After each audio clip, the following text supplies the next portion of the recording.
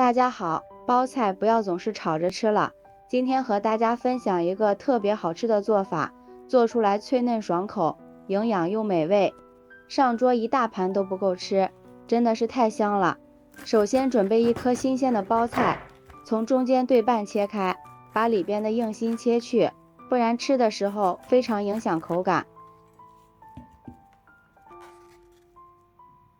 然后将包菜给它切成均匀的条状，尽量切细一些，这种切法能使包菜充分的与调料接触，从而使包菜更加的入味儿，并且切出来也比较好看，让人食欲大增。全部切好之后，放入大一点的盆中，往里面加入1勺食盐，先用手抓拌均匀，这样可以慢慢的杀出包菜里边多余的水分，使做出的包菜口感更加的脆嫩入味。这里要多抓拌一会儿。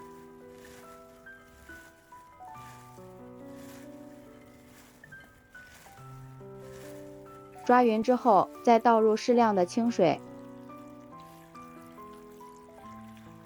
将包菜清洗一下，洗去包菜表面多余的盐分。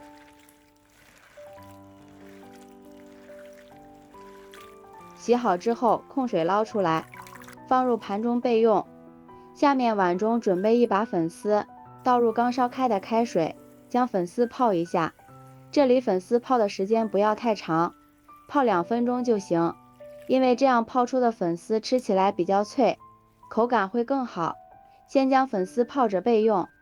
再准备半根去皮的胡萝卜，先切成薄片，搭配一下颜色好看好吃，还可以增加营养。再改刀切成细丝，尽量切均匀一些。切好之后放入盘中备用。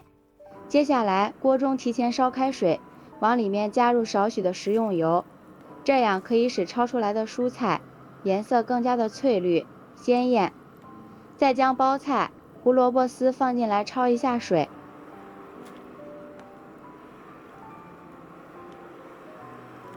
焯水时间不用太长，焯水30秒就可以，控水捞出来过一下凉开水，这样包菜的口感吃起来会更加的脆嫩爽口。然后用力挤干里边多余的水分，挤好的包菜放入碗中备用。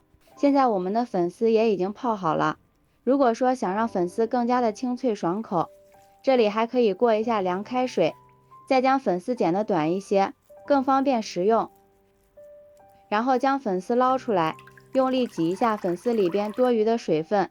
处理好的粉丝和包菜放在一起，下面碗中打入3个鸡蛋，用筷子充分的搅拌均匀，使蛋清和蛋黄充分融合在一起，一定要多搅拌一会儿，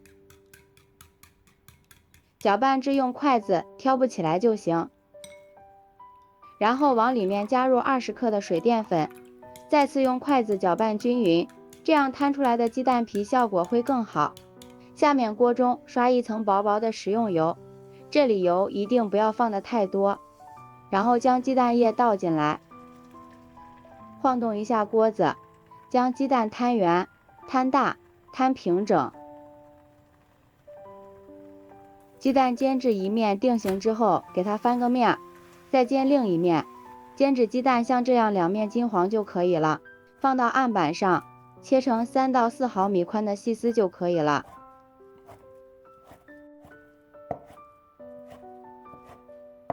全部切好之后，和包菜放在一起。下面准备几个小米辣切成圈，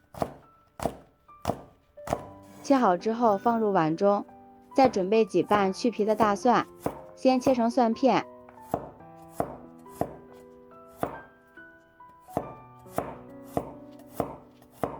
再改刀切成蒜末。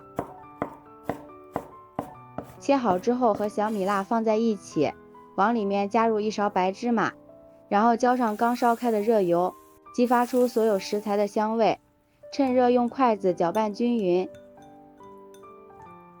下面调一下味，往里面加入1勺食盐，少许的白糖提鲜，少许鸡精，1勺生抽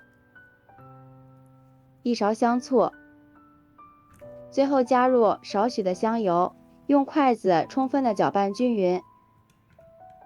像这样，我们的料汁就调好了，然后将料汁浇在碗中。哇，真的是太香了！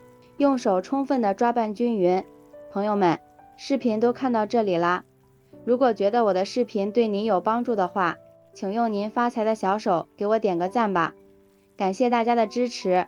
美食的诱惑无法阻挡，每一道美食都是生活的馈赠。抓匀之后，装入盘中就可以美美的开吃了。像这样一道好吃的凉拌包菜就做好了。包菜脆嫩爽口，非常的入味，鸡蛋和粉丝都充分的吸收调料的味道，鸡蛋鲜香滑嫩，粉丝吃起来也特别的爽口，里面还加入了胡萝卜，营养丰富。如果你也喜欢，就抓紧收藏起来试试吧。喜欢我的视频，记得点赞、关注、留言、转发哦。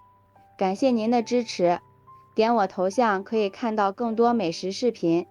咱们下期视频再见。